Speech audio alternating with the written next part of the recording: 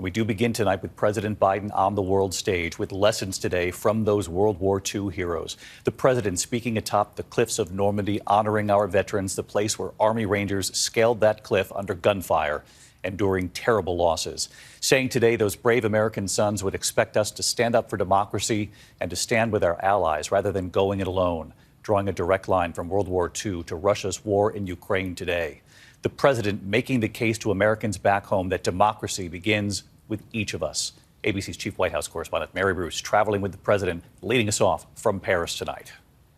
In Normandy today, standing on the very cliffs Army Rangers scaled to liberate Europe from the Nazis, President Biden declaring the voices of those soldiers are once again calling Americans to action. They are summoning us, and they're summoning us now.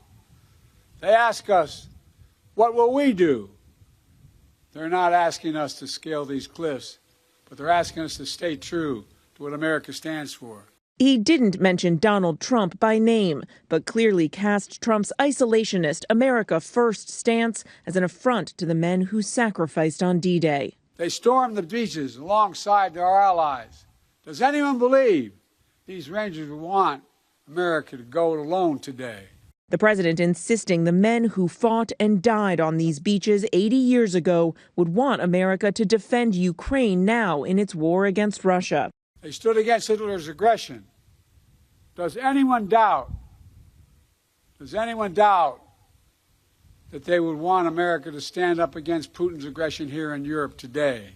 Earlier, Biden meeting with Ukrainian President Zelensky, apologizing for the delay in approving new military aid and blaming Republicans. I apologize for those weeks of not knowing what's going to happen in terms of funding. Some of our very conservative members who are holding it up. But we got it done finally. For Biden, the war in Ukraine, the path towards reestablishing the United States as the leader of the free world. My fellow Americans, I simply refuse to believe that America's greatness is a thing of the past. The president today echoing the words of Ronald Reagan, who 40 years ago at the same location declared the men who took those cliffs helped free a continent and end a war. The president today making it clear not just to voters back home, but also to the world, the sharp contrast between him and Donald Trump as he tries to make clear what's on the line in this election. David. Mary Bruce leading us off tonight. Mary is in Paris for us. Thank you.